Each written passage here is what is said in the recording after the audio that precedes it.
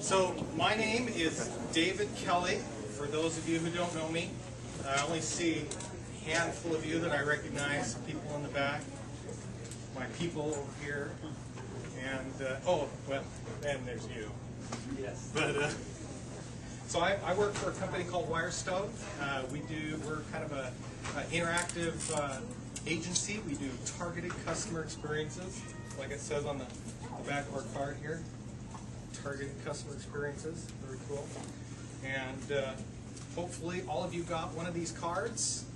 It's a very metro design aesthetic going on here, which I don't think that was intentional, maybe it was. But if you don't have one of these, you should probably get one from someone. I think Prof in the back had a stack, but she might have gone to one of the meetings. What do we need them for? Do you need them for? So not everyone fits in one room. And see, this, if you follow this, it's crowd control. It totally is. See, because we couldn't fit everyone here, and we have different speakers talking at the same time. And so you get one of these, and it kind of helps you to go around. So I have a green one here. We're all thinking. You're all thinking that. I'm sitting here now, so we're in the wrong place and we go to the next. No, you're in the right spot. You're totally in the right spot. But my card's green and I'm really wrong. The crowd police are going to come and hit you and drag you away. Don't do that. So I'm hoping that instead of me... Oh, no, he's so very Oh. He's in here too, though. There's a seat for you, Tori. So this is exactly what I want to do. I don't want to be up here with a PowerPoint deck. In fact, I didn't make a PowerPoint deck at all, because the last thing I want to see is another PowerPoint deck with a bunch of bullet points.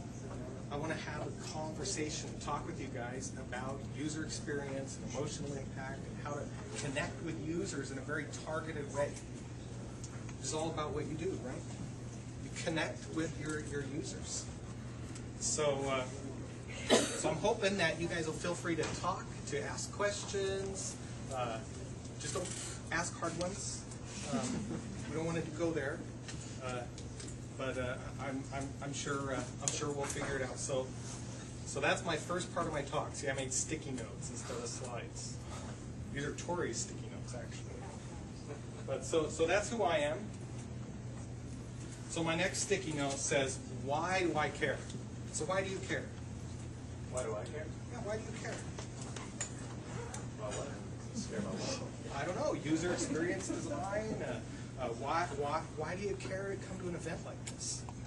See the new stuff. See the new stuff? Are you emotionally vested in it? Definitely. Is everyone here emotionally invested in user experience? Yeah. Fabio? Lou? John's financially invested? But we all have passion about it, right? We're connected with whatever it is that motivates us to be here, right? So that's why you care, right? That's why you guys all care. But in John's case, it's about the money. But that's okay. That's okay. You know, probably the one thing that worries me is normally when I do a presentation and I talk with people and we engage, it goes great. But then that's it. And now I have to do it like multiple times in a row. It's kind of scary for me. So this one will probably be okay, but the other one, it's going to probably go downhill. But that's okay. So in the UX industry, what are the kinds of stuff that you guys do? Usability studies, user-centric design, and some other stuff that as an industry we care about. Contextual inquiry. Very good. Big words. What does that mean? What the hell do people really need to do? Nice. What the hell do people need to do? Excuse my language. That's good. What else? In situ interviews. What's that? In situ interviews. Well, going to people and interviewing them. Going to people interviewing. What about accessibility? Does anyone care about accessibility here? Yeah. Yeah? Yeah, accessibility. You know, one of the cool things that I think a lot of people don't get outside of our world is accessibility usually actually makes the user experience better for all of us that don't necessarily need it. but I think all of us need it a little bit.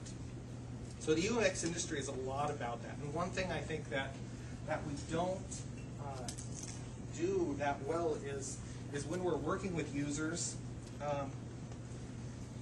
David, can I pick on you? Absolutely. So, Is how this do payback for the times that it's totally payback. I'm going to totally put you on the spot. So, when you emotionally connect with someone, what are the kinds of ways different people connect? It's a text. personal interest? Well, personal interest, but there's categories. There's categories you can lump it into. So I like to lump it into people that are visual. Anyone visual here? A bunch of designers, probably pretty visual. There's what's that? We're all visual. We're all visual. Well, I don't think everyone's visual. Unless I'm wrong.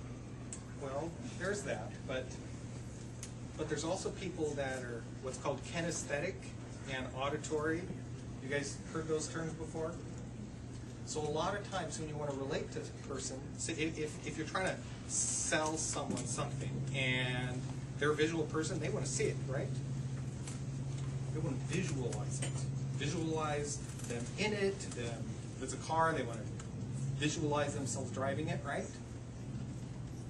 But if it's someone that's kinesthetic, how do you relate to that person? How would you sell them a car? Put it in the car. Put them in the car, that's right. They need to feel it. I don't care about seeing it or visualizing, they need to feel it. Now there's the auditory people. You guys know how you relate to those people?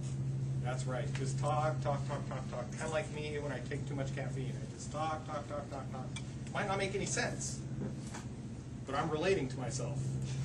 Which might be a little weird, but so what I mean to bring from that is when we can build something hopefully into the environment that makes it so we can connect with users visually, auditorily, physically, where they can touch it, they can visualize it, and really connect and personalize it towards them. That's when stuff gets really cool. For my next sticky note. So I was doing a little bit of research because I figured I should probably have at least a couple of cool stories to talk about. And have you guys heard of this website called Facebook? Anyone? Facebook? Heard of Facebook? Well, apparently, I've read that Facebook doesn't do too well in Japan. Do you know why it doesn't do well in Japan? Any ideas? No? They like to get together. What's that? Too expressive? Well, Looking people straight in the eye? Not enough Friending someone is too forward. I think those are all parts of it. In the article that I was reading, when people in Japan want to get online, they don't want to put their face and their real name and be all public about it. And that's totally what Facebook is all about. And then they wonder why, well, Facebook's not going so well. That's like there was a car that some company made like 20, 30 years ago that they used some name that in Spanish meant no-go, and they were trying to sell it in South America and wonder why no one was buying it. Nova. No-go? Nova. Nova. Yeah, there you go. Would you buy a car that's no-go? Yeah, that's what I'm saying. Yeah, me too. But so that's a case where you know it's not really targeted towards that user. They're not going to relate to that very well. So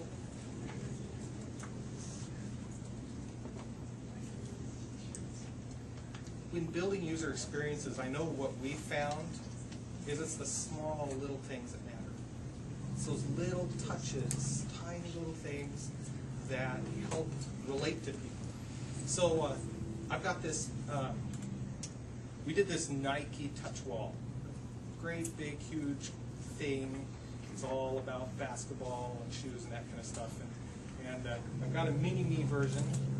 I was thinking about trying to make the big version, but you know, I just couldn't figure out how to fit it in my car and bring it down here safely without John firing me the next day, because I probably wouldn't be able to get it back to work. But so I brought a mini-me here, But what I wanted to talk about in this particular experience is if you are a basketball fan, okay, and you go and you look at shoes or players or whatever it is you're going to be looking at, right? So we might have some stuff over here with like basketball, right? This stuff by itself, you know, it's cool. It might be good, but is it really going to connect with you? Not necessarily. What do you think aesthetic? Like aesthetic. Visual. And not if it's visual, that's true. So one of the things that we tried to do was to really make it so it was personalized, because we knew where this thing was going to be. We knew the target demographic. Not only that is we knew more about that specific demographic than maybe they're interested in basketball. You know, so we knew like this was going to be in New York City. We knew that it was going to be a particular age bracket, and we knew that. Well, in this case, they were young men from say 14 to 24 or something at that age bracket that are into basketball. And in New York City, there's a whole basketball scene, kind of like there's a music grunge thing in Seattle. And if you don't connect with that demographic, you know, it's just some cool stuff they're interested in. So in this case, you know, the whole experience built into the wall was there's a lot of sensor technology. There was a custom sound, targeted sound, so each person could have their own like almost private experience. But not only that, even though, you know, at a distance it looks like it's all NBA, all this kind of stuff, but there's subtle things in it that are that unless you're from New York, you're not going to get it. You know, it's me. I'm not even a basketball fan, so I don't get any of it. But I know I wear Nike shoes all the time. But it's those little elements in the UI that connect with users, that bring them in, that says, hey, I know that guy. He plays down at the park over there and is like the big rock star basketball guy, right? So this is the kinds of stuff that help connect people emotionally to experiences. When you